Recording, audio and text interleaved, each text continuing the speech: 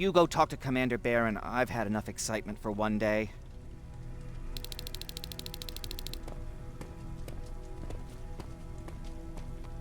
Hey, are you alright?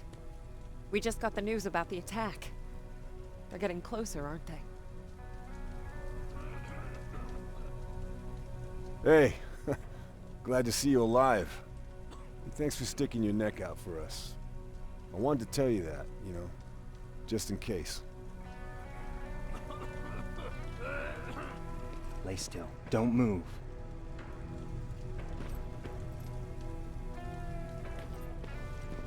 Thanks for getting us out of there, Sergeant. What's up? I know you're busy, but I found something. Something I think you'll like. A tape from back in the day. I want to play it for you, but my boombox is busted, so if you're out there and find one that works, bring it to me, okay? Can't you ask Jennifer or one of the other scavengers for help? I already did, but they couldn't find anything. Just think about it, okay?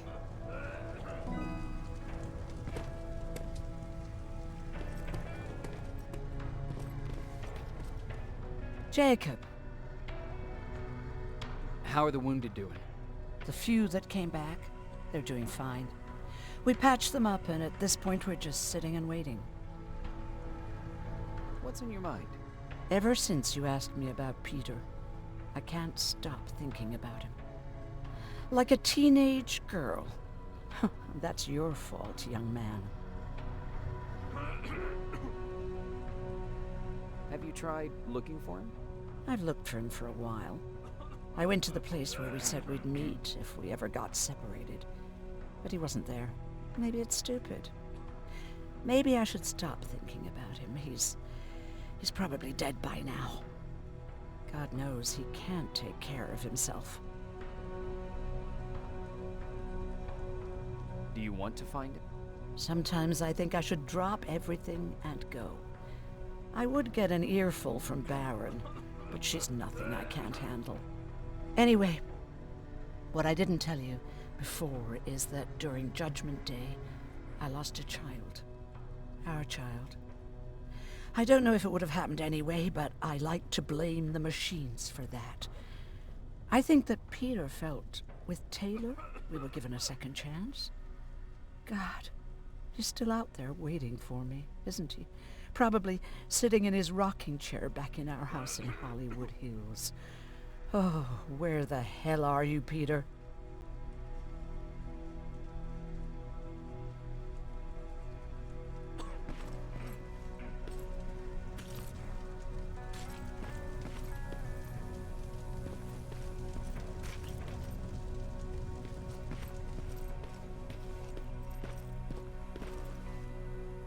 Rivers, you want to explain to me what the hell happened? We lost downtown. I know that much. But how's that possible? What happened to our defense systems? Alvin says one of our soldiers came with an order directly from you to reset the target settings for non-lethals. He said what? All right. This is what I want you to do. Find whoever is responsible for sending that order. All the messengers have GPS tracking, so we're keeping tabs on their location. Find them and bring them to me. Understood. And Rivers, despite what I might say about our resident egghead, I truly have a hard time believing that my men are incompetent. So expect the unexpected. And you know what I mean by that. Do you think the infiltrator's back? We won't be sure until you find those messengers and confirm my suspicion. Now that you mention it, What? one of our soldiers said that it looked as if one of our guys led Skynet's attack. That only supports my case. As soon as you know what's going on, radio me. Who's Perry? You mentioned him before. The best soldier I ever fought beside. He was the one who brought me into the Resistance. It's actually a funny story. Years ago, when I was just a kid, I saw a Skynet drone attacking some guy. Without thinking, I grabbed a rock and jumped on it. The guy was screaming the whole time while I beat the metal to the ground. Only when I was done did I realize he was trying to stop me.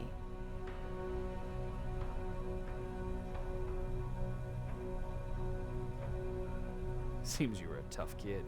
Life didn't exactly soften me much. To survive, I embraced the savage it made me.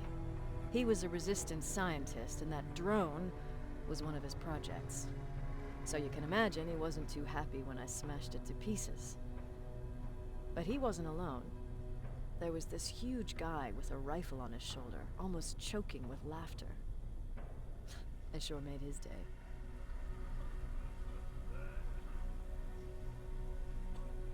That huge guy. Was that Perry? Yes, it was. Commander Perry was in charge of this division before me. That scientist later told me that was the first time he ever heard Perry laugh. Somehow, Perry and I connected. He taught me how to channel my anger and get it under control.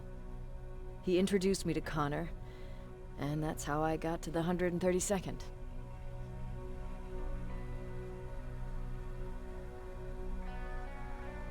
Whatever happened to Perry? Skynet got hold of our position. We had to leave our shelter. There were a lot of casualties, and he was one of them. He died a soldier. I'd never thought I'd be reminiscing about the day I met them. This may come as a surprise to you, but it was the first metal I ever destroyed.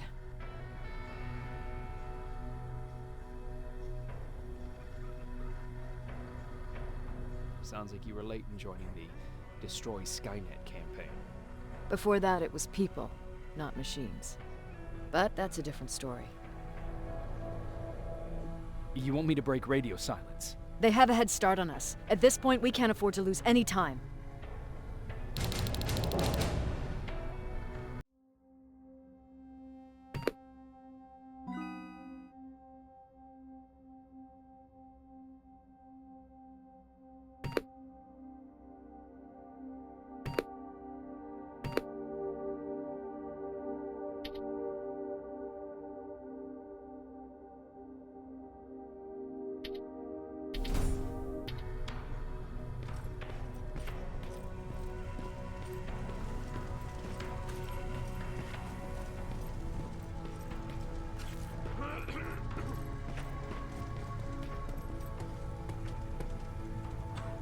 Patrick, you're up?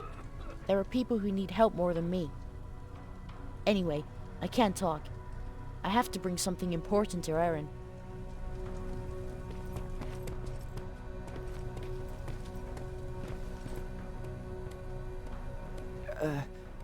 Did you talk to her?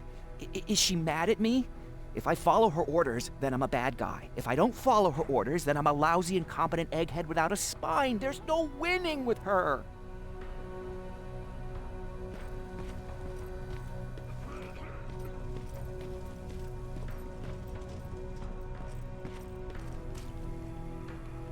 Wasn't expecting to find you here. You always seem to be out these days. Yeah, that's true. Lately, I've been making extra runs to stock up on resources. The truth is, I was even thinking about leaving.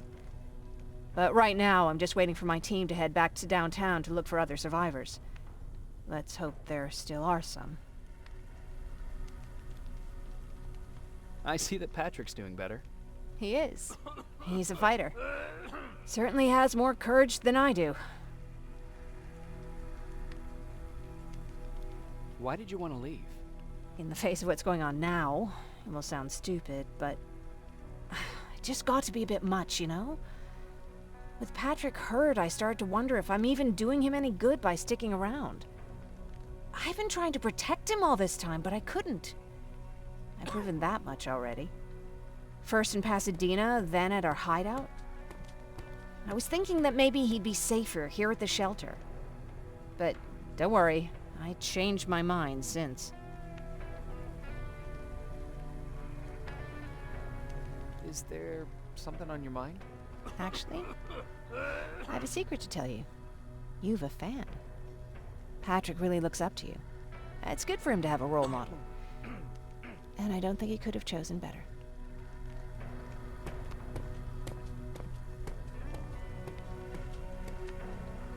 Thank you. It means a lot. Are you kidding? It's the least I can do for helping us all this time. If you hadn't found us back in Pasadena, I don't know what would have happened. Well, actually I do. exactly what the others said would happen. People were talking about the Annihilation Line months before it came. My father, of course, tried to turn it all into a joke. But what did you think about it? I didn't know what to think. Travelers would bring all sorts of gossip with them. But this kept coming back. When Patrick asked me if I was scared, I lied and said that I wasn't. You could feel the mood change at the house. The community my father tried to build started falling apart. Fewer and fewer people were coming by, and if they did, they weren't always friendly. We started to notice things going missing. Little things at first. People got nervous, and with time, it even got to my father. What do you mean? Well, for one thing, he stopped making jokes. It had never been as quiet at the house as it had been back then. After a while, my father changed the sign from welcome to beware. He put a lock on the door and started carrying a shotgun. I didn't even know he owned a gun. He always said he didn't believe in them. I wanted us to leave our house and run, but he didn't want to listen. Said it was the only place he could keep us safe. Thanks for letting me spill my guts like that.